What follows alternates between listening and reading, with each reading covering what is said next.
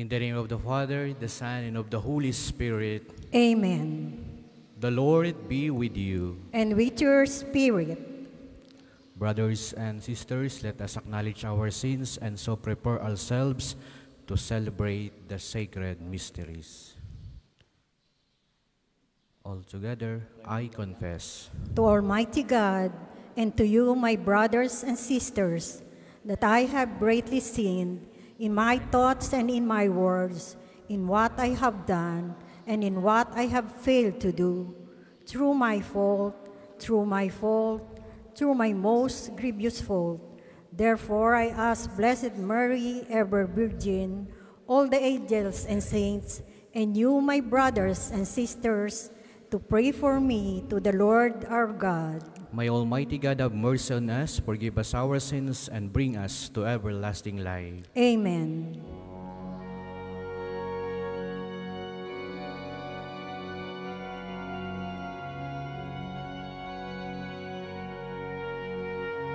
Lord, have mercy. Lord, have mercy. Christ, have mercy. Christ, have mercy. Lord, have mercy. Lord, have mercy.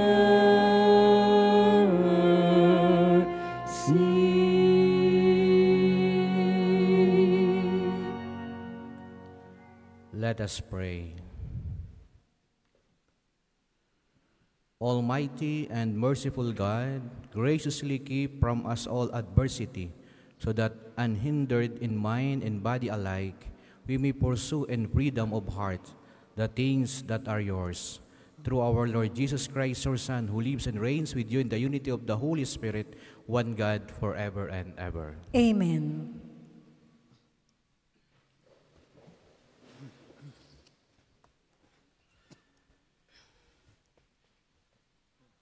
A reading from the Book of Wisdom. Hear, O kings, and understand. Learn, you magistrates of the earth's expanse. Hearken, you who are in power over the multitude, and lord it over throngs of peoples. Because authority was given you by the Lord, and sovereignty by the Most High, who shall probe your works and scrutinize your counsels. Because though you were ministers of his kingdom, you judged not rightly, and did not keep the law, nor walk according to the will of God. Terribly and swiftly shall he come against you, because judgment is stern for the exalted. For the lowly may be pardoned out of mercy, but the mighty shall be mightily put to the test. For the Lord of all shows no partiality, nor does he fear greatness, because he himself made the great as well as the small, and he provides for all alike. But for those in power, a rigorous scrutiny impends. To you, therefore, O princes, are my words addressed, that you may learn wisdom, and that you may not sin. For those who keep the holy precepts, hallowed shall be found holy, and those learned in them will have ready a response. Desire therefore my words, long for them, and you shall be instructed. The word of the Lord. Thanks be to God. Responsorial Psalm. Rise up, O God, bring judgment to the earth. Rise up, O God, bring judgment to the earth. Defend the lowly and the fatherless. Render justice to the afflicted and the destitute. Rescue the lowly and the poor. From the hand of the wicked, deliver them. Rise up, O God, bring judgment to the earth. I said, you are gods, all of you sons of the Most High. Yet like men, you shall die, and fall like any prince. Rise up, O God, bring judgment to the earth. Please all stand.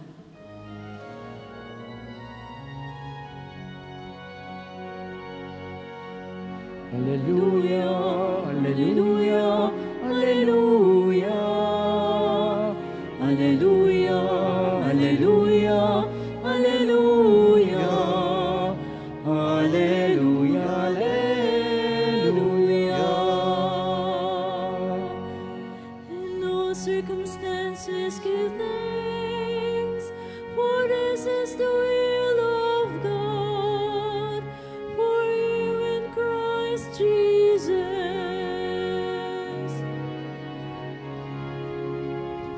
Alleluia, alleluia, alleluia. Alleluia, alleluia, alleluia. Alleluia, alleluia. The Lord be with you. And with your spirit, A reading from the Holy Gospel according to Luke. glory to you, O Lord. As Jesus continued his journey to Jerusalem, he traveled through Samaria and Galilee. As he was entering a village, 10 lepers met him. They stood at a distance from him and raised her voice, saying, Jesus, Master, have pity on us. And when he saw them, he said, Go, show yourselves to the priest. As they were going, they were cleansed. And one of them, realizing that he had been healed, returned, glorifying in a loud voice. And he fell at the feet of Jesus and thanked him. He was a Samaritan. Jesus said in reply, 10 were cleansed, were they not?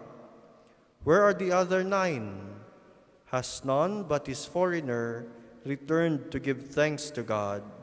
Then he said to him, Stand up and go. Your faith has saved you. The Gospel of the Lord. Praise to you, Lord Jesus Christ.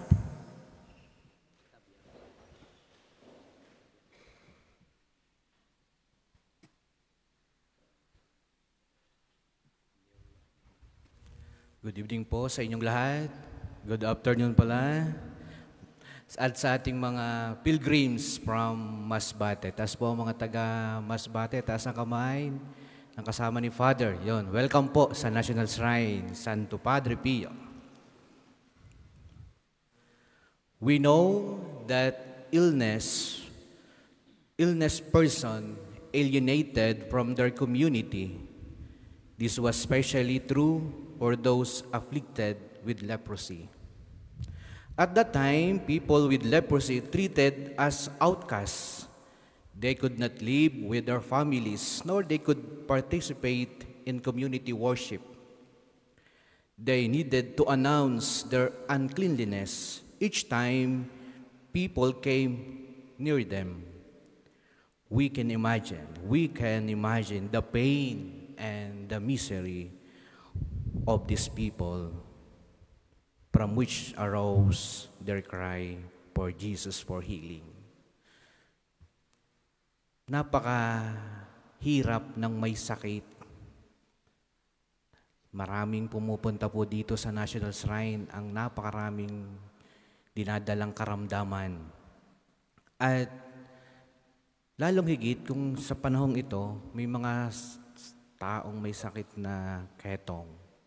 Isipin ninyo, yung sakit na kanilang pinagdadaanan, malayo sa pamilya, malayo sa community, malayo sa lahat, nilalayuan ng tao. Isipin yung pain, yung misery, yung pinagdadaan ng hirap. Ganyan ang pinagdadaanan ng mga taong may sakit. Mahirap, masakit, mahirap talagang, hirap na hirap. Kaya nga, pag ang mga taong ito'y tumawag sa Diyos, ganoon na lamang ang kanilang, sabi ngayon, mula sa kaibuturan ng kanilang puso, pag sila'y tumawag sa Diyos, they cry out for healing.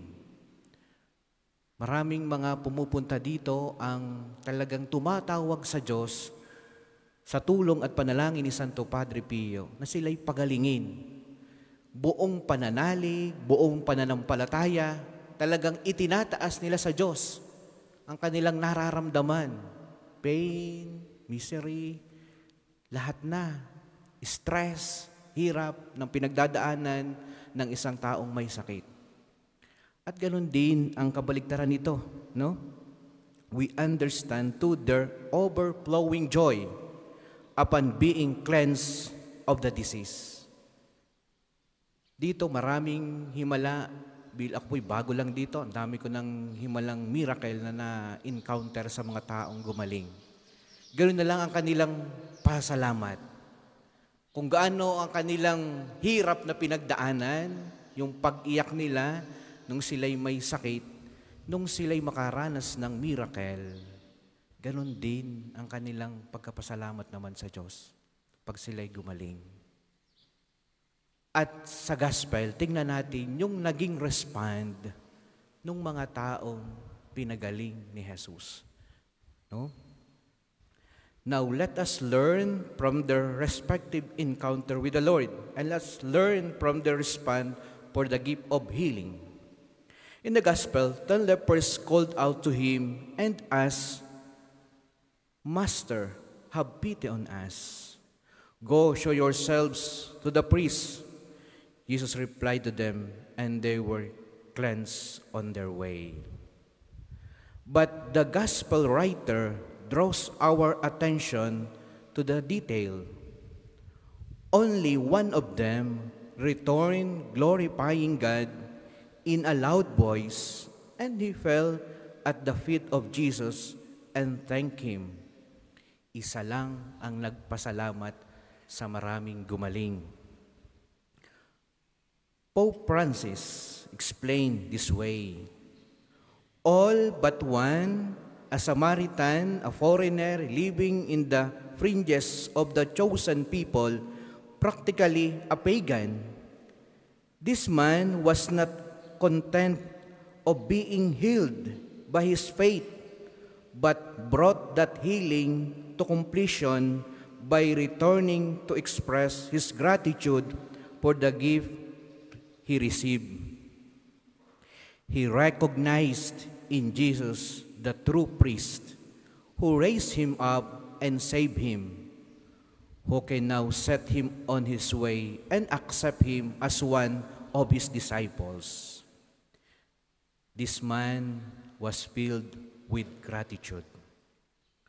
Sometimes, when we were overjoyed, pag tayo'y pinagaling at tayo'y masayang-masaya, tayo'y pinagaling, o kaya'y nakaranas tayo ng biyayang tinanggap sa Diyos, we forget to return to the source of our joy and express our gratitude. Minsan lang tao, yung nakakalimot magpasalamat sa Diyos kapag siya'y masayang-masaya dahil siya'y tumanggap ng biyaya. No? Minsan maraming taong nakakalimot magpasalamat kapag masayang-masaya siya na tumanggap ng napakaraming biyaya, pero nakalimutan naman niyang pasalamatan ang pinagmumulan ng kanyang tunay na kaligayahan. But the Pope teaches us that gratitude completes the gift of healing. No? Kaya kung kayo makakaranas ng kagalingan sa pagpunta nyo dito, tunay kang gagaling kung lubos kang magpapasalamat sa Panginoon na nagbigay sa iyo ng tunay na kagalingan.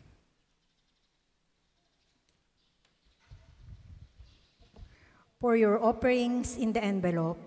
You may drop them at the collection baskets.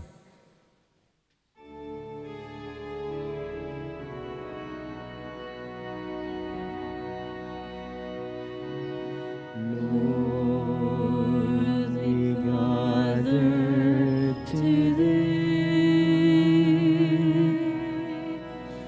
in your house. We kneel down and pray. We ask for your mercy as we open our hearts to receive your forgiveness, O Lord.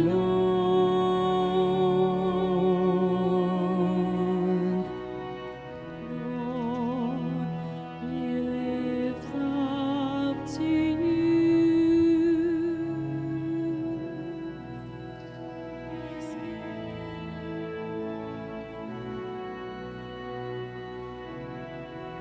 Please all stand.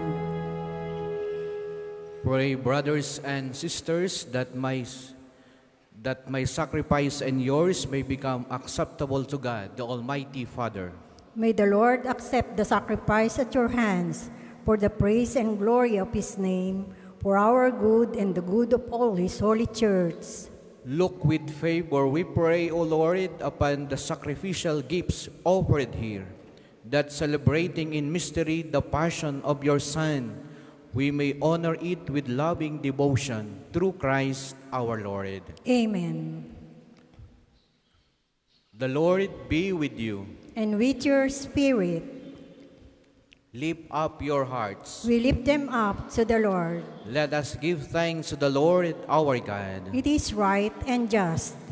It is truly right and just, our duty and our salvation, always and everywhere to give you thanks, Lord, Holy Father, Almighty and eternal God, through Christ our Lord. His death we celebrate in love. His resurrection we confess with living faith. And His coming in glory we await with unwavering hope. And so, with all the angels and saints, we praise you as without end we acclaim.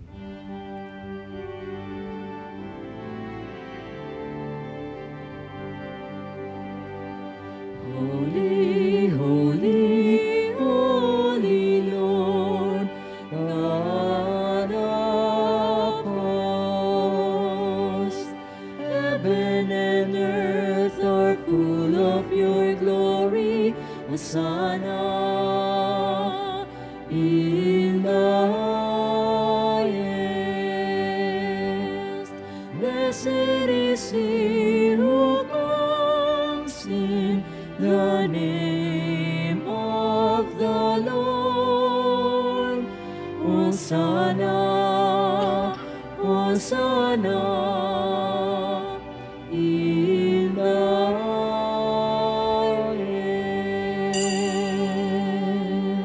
Those who are unable to kneel, please remain standing with reverence. You are indeed holy, O Lord, the fount of all holiness. Make holy, therefore, these gifts, we pray, by sending down your Spirit upon them like the dewfall, they may become for us the body and blood of our Lord Jesus Christ. At the time he was betrayed and entered willingly into his passion, he took bread, and giving thanks, broke it, and gave it to his disciples, saying, "Take this, all of you, and eat of it, for this is my body, which will be given up for you."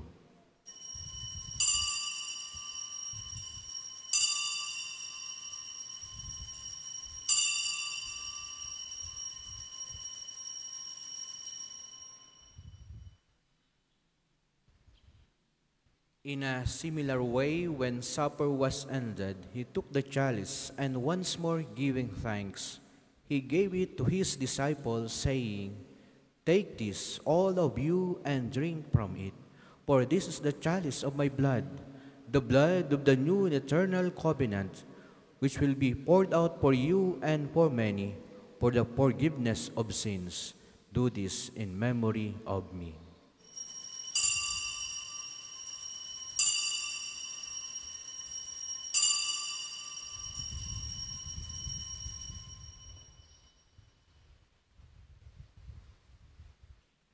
The mystery of faith. We proclaim your death, O Lord, and profess your resurrection until you come again. Therefore, as we celebrate the memorial of his death and resurrection, we offer you, Lord, the bread of life and the chalice of salvation, giving thanks that you have held us worthy to be in your presence and minister to you. Humbly we pray that partaking of the body and blood of Christ, we be gathered into one by the Holy Spirit. Remember, Lord, your church spread throughout the world, and bring her to the fullness of charity, together with Francis our Pope, Gilbert our Bishop, and all the clergy. Remember also our brothers and sisters who have fallen asleep in the hope of the resurrection, and all who have died in your mercy. Welcome them into the light of your face. Have mercy on us all, we pray, that with the Blessed Virgin Mary, Mother of God, with the blessed apostles, with Saint Joseph, and all the saints who have pleased you throughout the ages, we may merit to be co-heirs to eternal life and praise and glorify you through your Son, Jesus Christ. Through him and with him and in him, O God, Almighty Father, in the unity of the Holy Spirit, all glory and honor is yours forever and ever. Amen. Amen. Amen. Amen.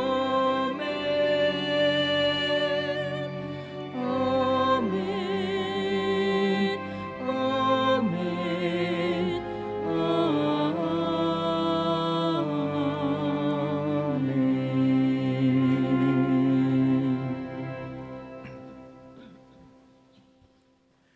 At the Savior's command, informed by divine teaching, we dare to say,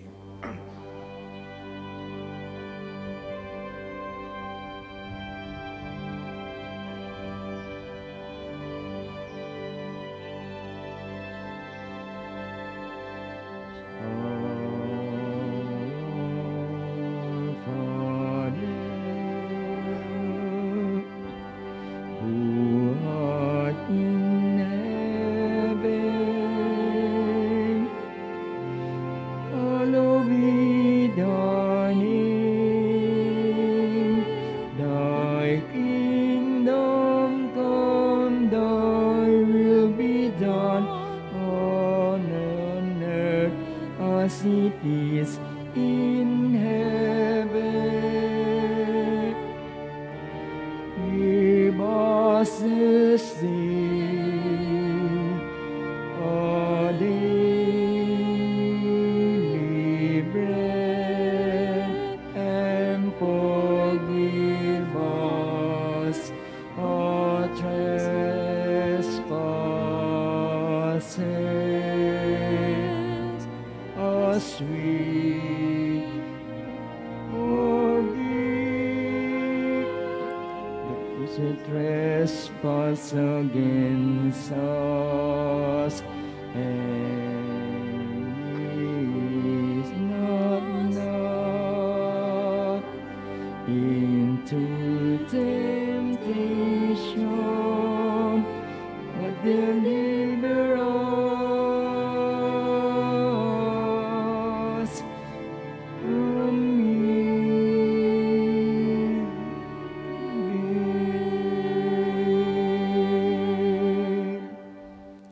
Deliver us, Lord, we pray, from every evil. Graciously grant peace in our days, that by the help of your mercy we may be always free from sin and safe from all distress, as we await the blessed hope and the coming of our Savior, Jesus Christ. For the kingdom, the power, and the glory are yours, now and forever. Amen. Lord Jesus Christ, who said to your apostles, "Peace I leave you, my peace I give you," look not on our sins, but on the faith of your church, and graciously grant her peace and unity in accordance with your will, who live and reign forever and ever. Amen. The peace of the Lord be with you always. And with your spirit. Let us offer each other the sign of peace. Lamb of God, you take away the sins of the world. Have mercy on us. Lamb of God, you take away the sins of the world. Have mercy on us. Lamb of God, you take away the sins of the world. Grant us peace. Those who are unable to kneel, please remain standing with reverence.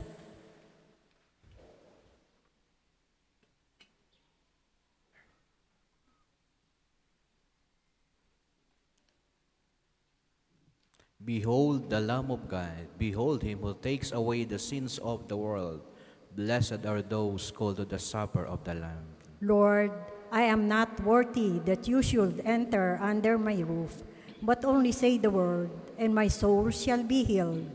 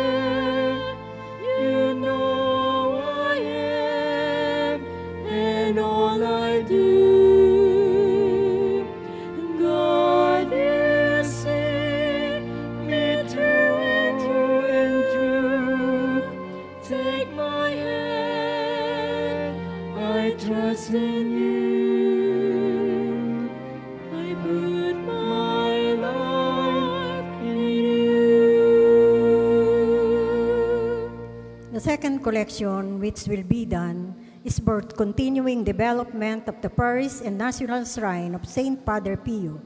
Thank you for your offering. Lord, I know that you are there. You know I am, and all I do.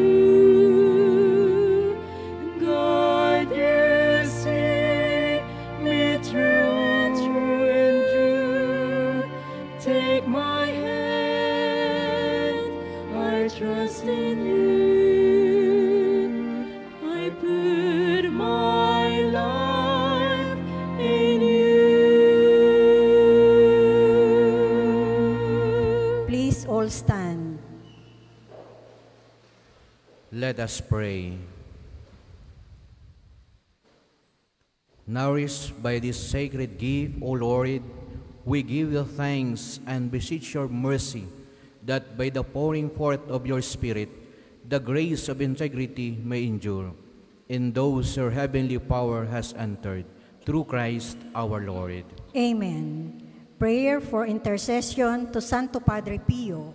All together, Padre Pio, holy monk from Pietrelcina, outstanding saint of the present era, our bright beacon in this earthly pilgrimage, our sanctuary in times of trouble, holy exemplar of great courage, with you our needs do we confide, as well as our livelihood, our health, and our might.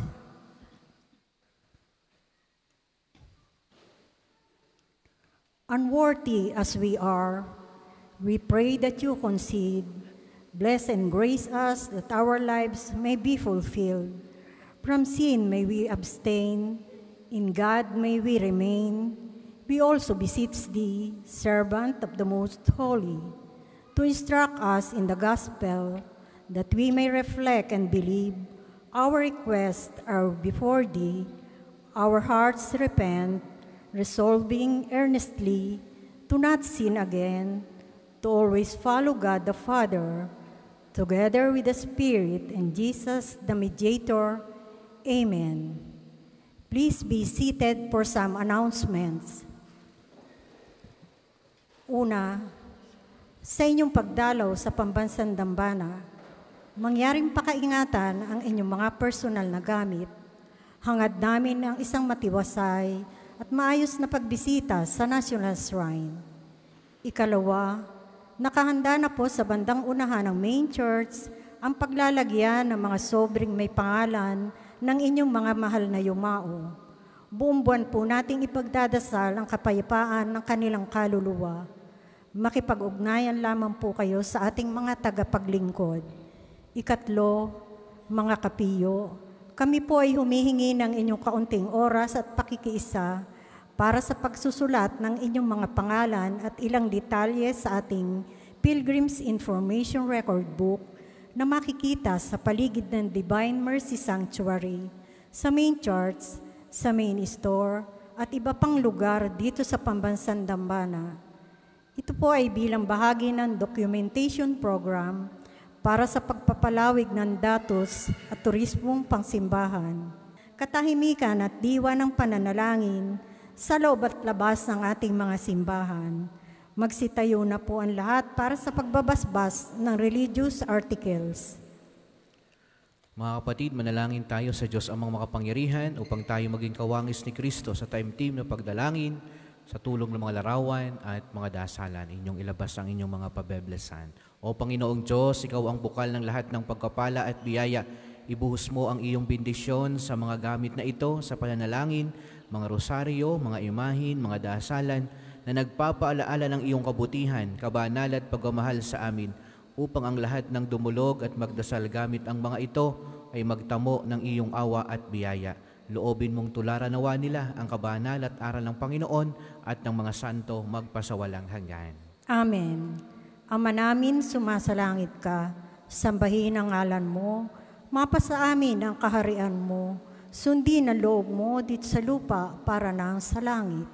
Bigyan mo kami ngayon ng aming kakanin sa araw-araw at patawarin mo kami sa aming mga sala para nang pagpapatawad namin sa nagkakasala sa amin. At huwag mo kaming ipahintulot sa tukso at iadya mo kami sa lahat ng masama. Amen. Aba, Ginoong Maria, napupuno ka ng grasya, ang Panginoong Diyos ay sumasa iyo. Bukod kang pinagpala sa babaeng lahat at pinagpala naman ang iyong anak na si Jesus. Santa Maria, Ina ng Diyos, ipanalangin mo kaming makasalanan, ngayon at kung kami mamamatay. Amen. Luwalhati sa Ama, sa Anak at sa Espiritu Santo, kapara nung una, ngayon at magpasawalang hanggan. Amen. Luwalhati sa Ama, sa Anak at sa Espiritu Santo, kapara nung una, ngayon at magpasawalang hanggan. Amen. Kapayapaan kailanman ang igawad ng may kapal sa mga yumao nating mahal. Sila nawa ay silayan ng ilaw na walang hanggan.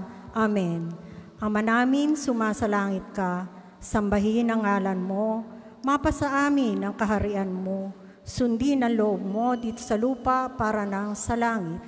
Bigyan mo kami ngayon ng aming kakanin sa araw-araw at patawarin mo kami sa aming mga sala para ng pagpapatawad namin sa nagkakasala sa amin, at huwag mo kaming ipahintulot sa tukso, at iadya mo kami sa lahat ng masama. Amen. Aba, Ginoong Maria, napupuno ka ng grasya, ang Panginoong Diyos ay sumasa iyo. Bukod kang pinagpala sa babaeng lahat, at pinagpala naman ang iyong anak na si Jesus. Santa Maria, Ina ng Diyos, ipanalangin mo kaming makasalanan, ngayon at kung kami mamamatay. Amen. Luwalhati sa Ama, sa Anak at sa Espiritu Santo, kapara noong una, ngayon at magpasawalang hanggan. Amen. The Lord be with you. And with your spirit. May Almighty God bless us, the Father, the Son, and of the Holy Spirit. Amen. The Mass has been offered. Let us go in peace. Thanks be to God.